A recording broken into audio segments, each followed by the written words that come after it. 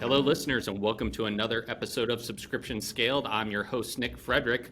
With me today is a co-host. We have my friend and colleague, Christy Beasley, joining us today. Christy, thanks for coming alongside today. Yeah, no problem. Thanks for having me.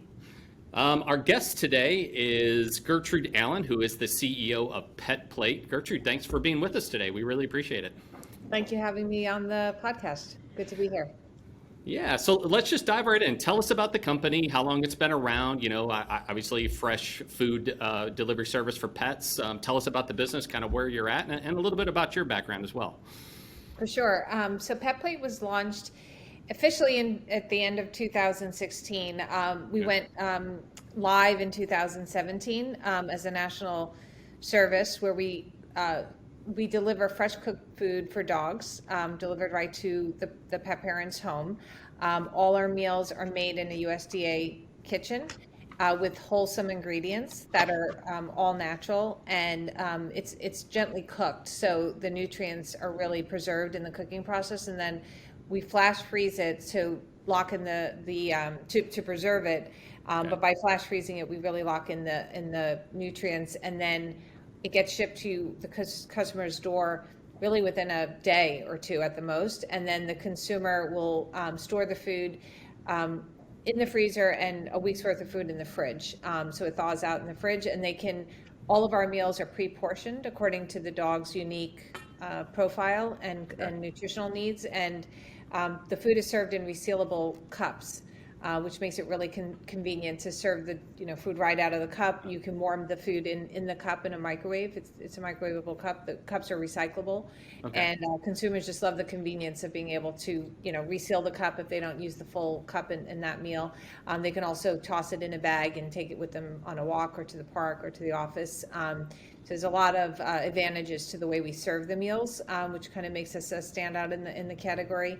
And we are this year getting into a lot of add-on products, which we can talk more about. But there's going to be a variety of treats. Right now we have one meaty treat, but we're going to be launching functional treats this spring, which will be cookies that will have a full dose of supplements in them. Oh, okay. So a probiotic cookie with the 2 billion live and active cultures in every cookie, made with banana, pumpkin, and oats. And then we have a mobility cookie, which will have a full dose of glucosamine and chondroitin for hip and joint health in every cookie, made with blueberries, strawberries, and oats.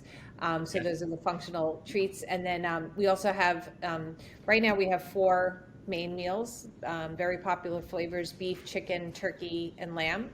And we have 2 new meals coming out this spring, which is exciting. And those are therapeutic meals. So those are meals that will be designed to aid and support dogs that have specific health conditions. But they're complete and balanced, so they're also healthy for every type of dog as well. Those meals are power packed pork and a lean and mean venison. So we have a lot going on at PetPlate with a lot of new product introductions this spring. Yeah, that's a lot of products to keep up with right there. Yeah. Yeah. So tell us about yourself, like how you came over to PetPlate and, found yourself leading that business. Sure. I worked actually in venture capital right before joining PetPlate. I worked at a fund based in Toronto, Canada called Brand Project. They do a lot of their investing in the US, and they are very active in the DTC subscription space. So they were the first investor in companies like Freshly, which is a prepared meal delivery service, Daily Harvest, which is a frozen food delivery service, Chef's Plate up in Canada, Persona, which is a vitamin subscription business in the US. It was acquired by Nestle last year. So those are some of the companies they made an investment in early, and PetPlate was one of those companies. So I was involved with the transaction, making the decision to invest in PetPlate. I worked very closely with the founder of PetPlate, Ronaldo Webb, for the first 6 months of the business to help him get things set up, manufacturing, supply chain, marketing, branding, et cetera. And 6 months into being an investor in the business, I was asked by Ronaldo and the rest of the board to join the company as CEO. And that was about 4 years ago. Okay. And so I partnered with Ronaldo really then as a business partner, not just an investor. And we then built out the team, and now we have close to 20 people on the team, plus a full stack engineering team out of Brazil. And we've grown the business quite a lot. We raised a Series A, $9 million about a year ago. General Mills led that round. And we're about to raise a Series B in the next couple of months. Awesome. Is Ronaldo still involved in the business? Very. Yeah, he's the chief product officer and chief spokesperson, and he honestly usually does interviews, but he'll do the consumer-facing ones, and I sometimes do the business ones. Makes sense. That's great. So it sounds like you and he have a great working relationship together. Yes, We have the we same do. vision for the business. Yeah, I talked to him probably 3 times already today. Awesome. That's good. You don't want that to be a contentious type relationship, but Yeah. it sounds like from your background, you're very familiar with the direct-to-consumer and subscription space. Was there Yeah. something about this business in particular? Was it the product itself that resonated with you? Was it Ronaldo himself? I mean, what made you want to get involved as CEO? Well, both. I mean, first of all, the founder, Ronaldo, he had a great insight as to what pets really need to be healthy, and that's fresh food, cooked gently. And so he had that insight when he worked as a consultant, and he was assigned to the pet food industry, and he was working on all kinds of like operational, challenges, lean manufacturing, some recall work. But he really got to see, like, kind of, he got under the hood and got to see what was going into mass market pet food.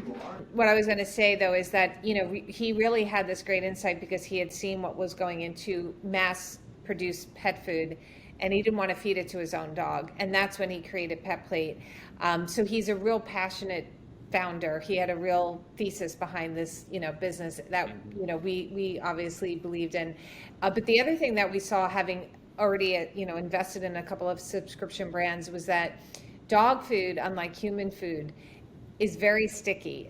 It's actually advised to keep your dog on the same food their entire lives. Like, it's Right. not good to switch your dog's food. So unlike human food, where humans will get tired of certain, recipes, certain meals, dogs don't. And if it works for them, they tend to be a lifelong customer. So retention was extremely high for PetPlate back then, and it still is. And that's one of the beauties of our business, is that we have a lot of predictable revenue, and that allows us to also plan ahead and start thinking about product launches and new, avenues to go down, because we have this repeat business that we know will continue to fund the kind of the day-to-day business while we look at, some other ways to grow the business. Right. So you're highlighting right there one of the beauties of subscription businesses, right? Which is that predictable recurring Right. revenue that you can rely on, know what's going to be there next month, Exactly. and help predict it out. Yeah. Exactly. So has PetPlate been subscription from the beginning, and Yes. is it exclusively subscription now?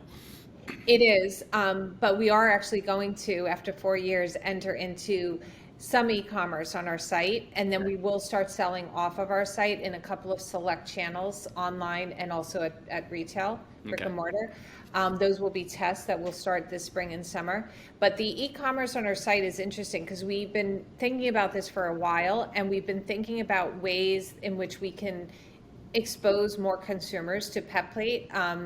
There are there are consumers out there who they get subscription. They really understand the convenience of being able to, like, place an order and then have that recurring delivery and not have to think about it. But there are a lot of consumers who just want to try before they buy. They want to be able to purchase a box of food, decide if they like it. So, subscriptions like ours really aren't set up for that. And so it really just becomes this one, way of experiencing PetPlate, which we feel, with the way this category is growing, fresh cooked dog food is very, very popular.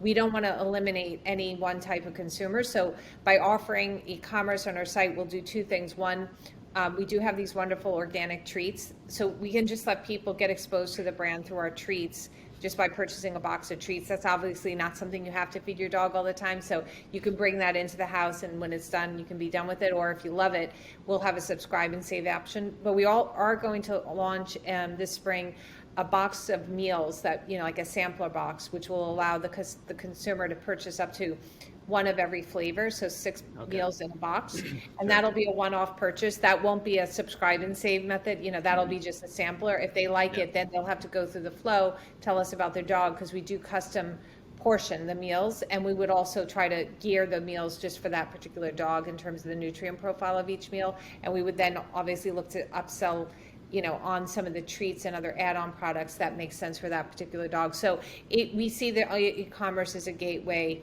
to the subscription. We don't think they're mutually exclusive. The only thing that I could see existing as a standalone like forever is the treats, because for some people, maybe they cook for their dogs, they don't need us, to serve the meals. Then it makes sense for them to continue to buy the treats. That makes a lot of sense. I mean, certainly for dog owners who, not all dogs love all food, that's going to be one of the barriers to subscription, right? Is not knowing if this is the right fit for my dog, let alone what type of flavor of food that they're going to like. So it makes a lot of sense to me. And if you purchase that, that sampler box, if you will, are you then going to be taking them into any kind of funnel or flow for, okay, what did your dog like? And can we sign you up for, for this on an ongoing basis? Definitely. I mean, that'll be done through an email campaign, most likely, where they'll get an email like 5 days after they get their, sampler box. We'll be explaining what the other, options are for that dog, what other products that we could combine with the meals to really completely, round out that experience. As I mentioned, we have these wonderful treats that are coming on the market that have some functional benefits, in terms of probiotics and, hip and joint supplements. So once we get to know the dog, which we will be able to capture some data when they purchase that first box, we'll try to get a few details about the dog. Then through, email marketing, we should be able to get them back on our site. We think what will happen is every consumer who becomes a PetPlate customer has an account page, which is really a great portal for them to completely control their meal plan, the frequency of shipments, the amount of food in each shipment, the flavors, et cetera. So even even if you just buy that sampler box, we'll still encourage the consumer to set up an account where they can return and provide more information about their dog at a later date, and we can continue to customize that meal plan.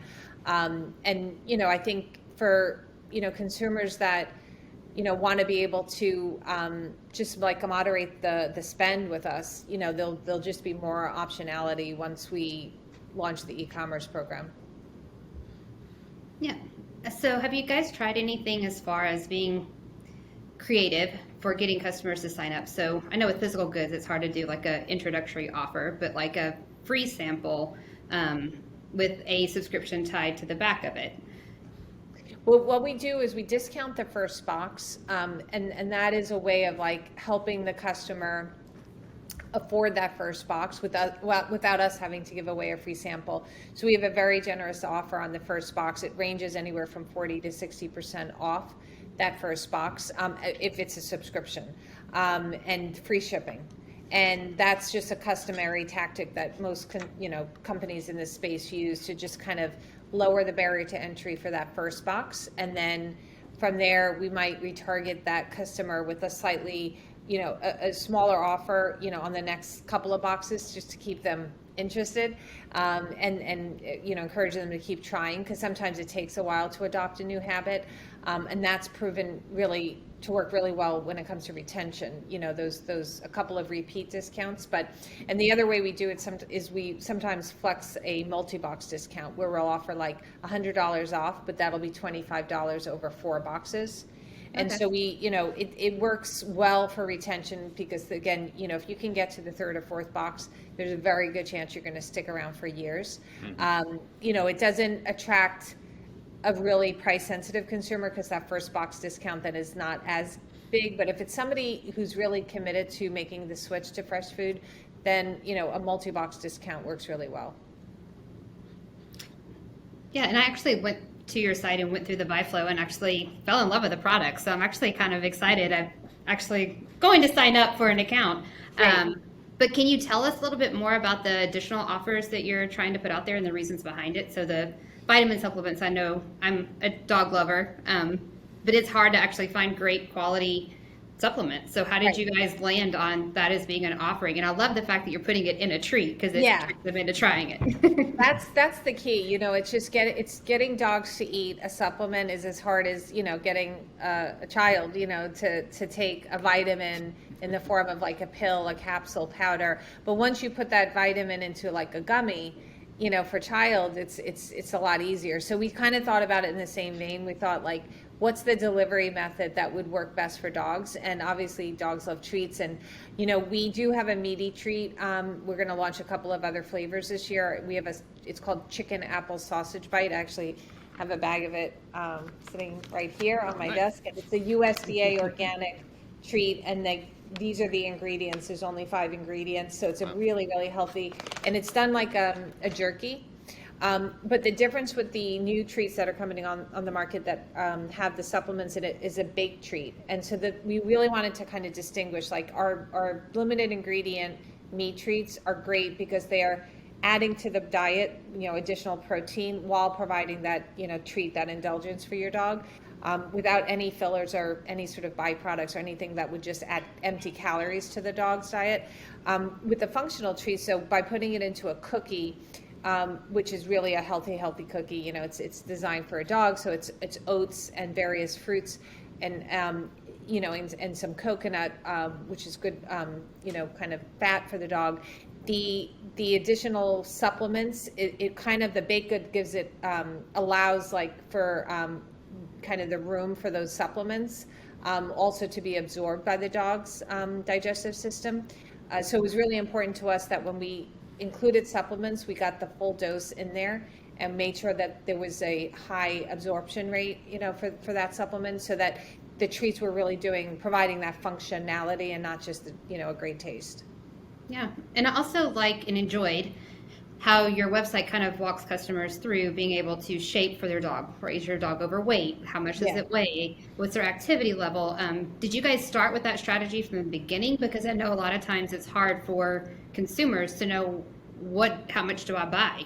So How did you guys come with that? Was it from the beginning? Did you introduce it later? Very, very early on, we did it differently in a way that didn't work nearly as well. And what we did was we just had kind of it was almost like a menu, and you were able to just go in and choose a range, the weight range that your dog was in, and we displayed a price. But what we realized very quickly is it was too much information too fast. Like it wasn't really giving the consumer a chance to really learn about how this kind of fresh food diet works, which is really based on multiple factors. So that's when we changed the flow, and this happened very early. We were only a few months in when we realized we had to make this change, where we just started to collect information slowly throughout the process. So you build to what the meal plan should be after you've asked about things like age, weight, breed, activity level, body condition, and those factors combined is what gives us the best kind of understanding of how many calories the dog needs. And then we can formulate the diet accordingly with the right size cup, the right size meal plan, in terms of the feeding guidelines. And then we know how much food to ship to that pet parent so that they don't get overwhelmed with food. So our smallest dog will get a box every 4 weeks because that's the amount of food that could fit into somebody's freezer, whereas a very large dog actually gets the food sent every week because they need that much food. But we know that they couldn't handle more than a week's worth of food in their freezer. So that's why our shipping frequencies vary quite a lot. So we're laughing because that. Christy and I were joking about this earlier, just thinking through the logistics of it. First of all, she has a small horse as a dog. And so storing that much dog food, for a month out in a freezer would be like, you got to go to, Home Depot and buy a freezer or something to store that much food. So yeah, that makes sense. Yeah, so we would moderate that so that you would only get a box probably every week. Yeah. I appreciate that, because I was thinking I was going to have to go buy another separate freezer to house my food. Yeah. Gertrude, you were talking about stickiness and how your product just is somewhat naturally sticky, right? Because of the consistency in dog food and how that's actually a good thing for them. But when it comes to subscriber churn, right? They cancel for a variety of reasons, whether that's voluntary or involuntary or what have you. First of all, where do you guys see that mix, and what type of processes have you put in place to kind of keep those hard-earned customers? Absolutely. Yeah. I mean, people do churn over time. There's so many reasons. I mean, budget is a concern. If somebody, has a change in lifestyle that results in a tighter budget. And, that can either be, a loss of income, or it could be the addition of another child. I mean, there's different reasons for why people have to, moderate the budget for their dog's food. There's also just, dogs, can develop as they get older, certain intolerances or something, and then they have to, look for a different type of food. I would say there's also just, people move, and then it doesn't work as well. The fresh food, we're going to come back that later in the year with a new product that won't need to be refrigerated. So what we do in general is just look for ways of, I guess the key for us is to always innovate and make sure that we have new flavors and new products that can accommodate different preferences and different lifestyles. So for one, we're launching the new therapeutic meals this spring, the Power Pack pork and the lean and mean venison. Those have very specific therapeutic benefits, for dogs that are suffering from various types of illness and disease. So we believe that as dogs age and they become, affected by different illnesses, these meals will be perfect for them. And so rather than kind of growing out of our food, we'll have other solutions for those dogs. I alluded to the fact that we're launching a product later this year, which will be, I don't want to say too much because it's very early, but it will have a different form factor. So you won't, have to rely on freezer space, et cetera. It will be a lower price point. It'll still be entirely human grade, all natural, wholesome, really, really good for dogs, but it'll just deliver a different kind of experience that will enable, I think, a broader swath of the population to be able to take advantage of human grade food. So our solution is just to always try to be one step ahead with innovation and offer more choices and more, more kind of variety, but more price options as well. And that should allow more consumers to stay with the program longer.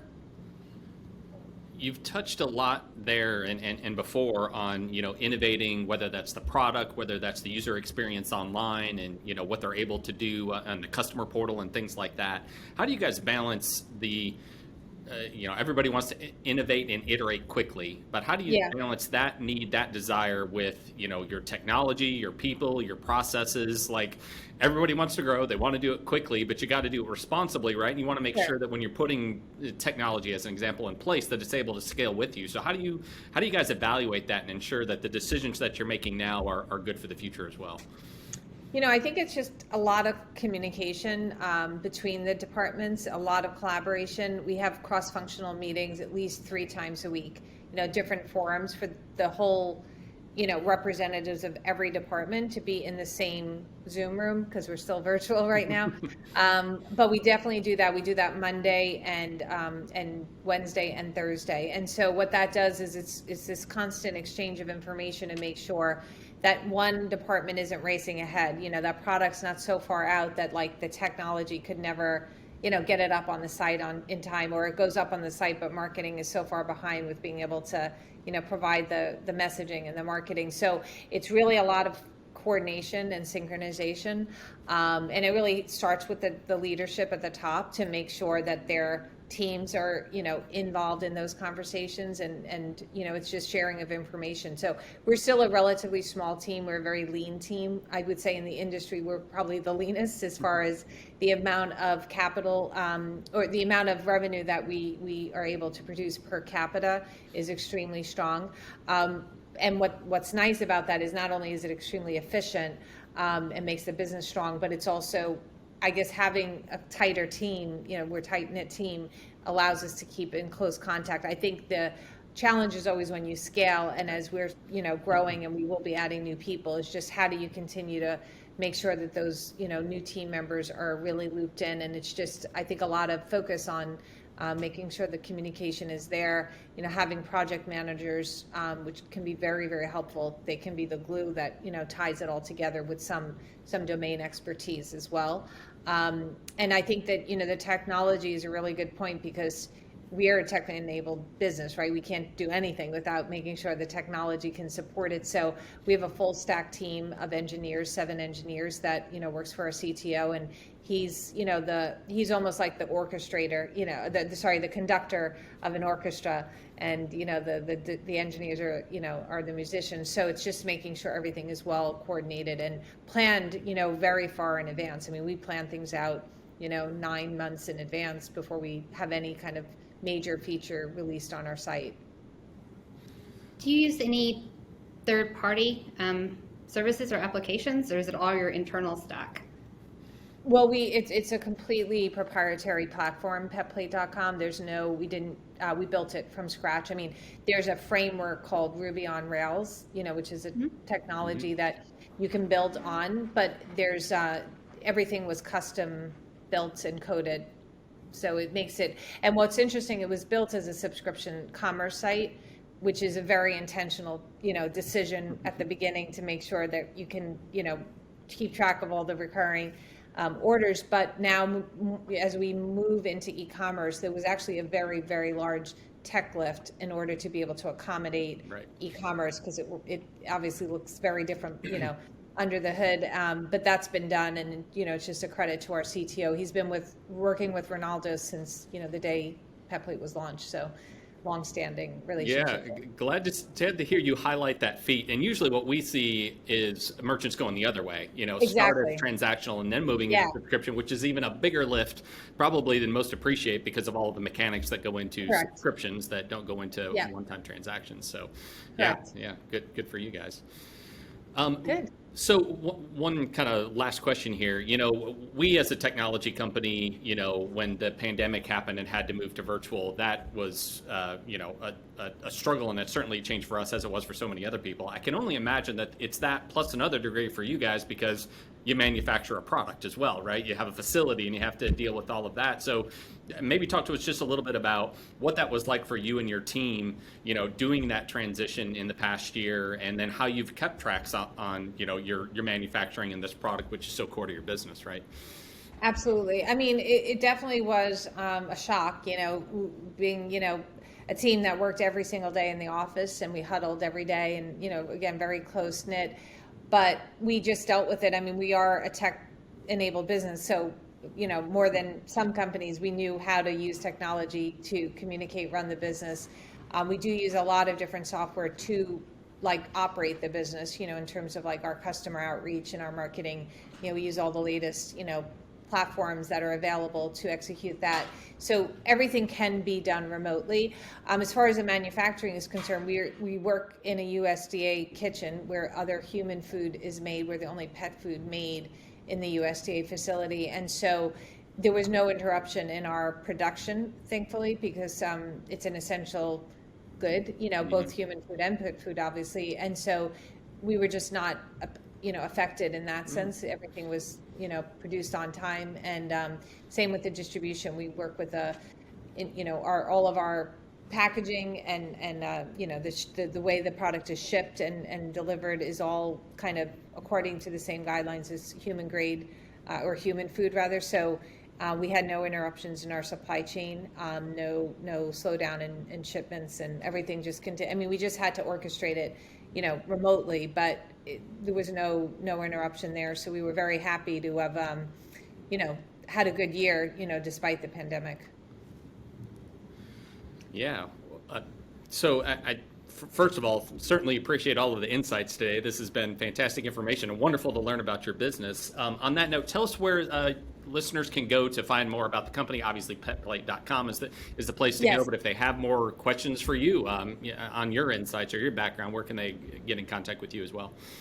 Sure. I mean, I'm active on LinkedIn. So if you just search Gertrude Allen, Allen, CEO of PetPlate, you will find me. I respond to every message I get. And then, petplate.com, we have a chat feature on our site. We have an 800 number, petcare@petplate.com. You'll reach a wonderful team of customer experience people who will work, with you on any matter. If you tell them about, you obviously you go through our site, our checkout flow on the site, but when you have specific questions about your dog, we have a very experienced team that can kind of work with you. And we have a vet nutritionist who works with Ronaldo to develop every single product that PetPlate puts into the market. She's one of 300 board certified vet nutritionists. So if there's anything our CX team can't answer, they consult with our vet nutritionist, Dr. Streeter, who's also featured on our website with Ronaldo, if you want to read about their story. Awesome. Fantastic. Well, thanks again for the time today. We really appreciate all of the background and insights, and I trust our listeners have enjoyed it as well. So thanks for being here, Gertrude. My pleasure. Thank you so much for having me.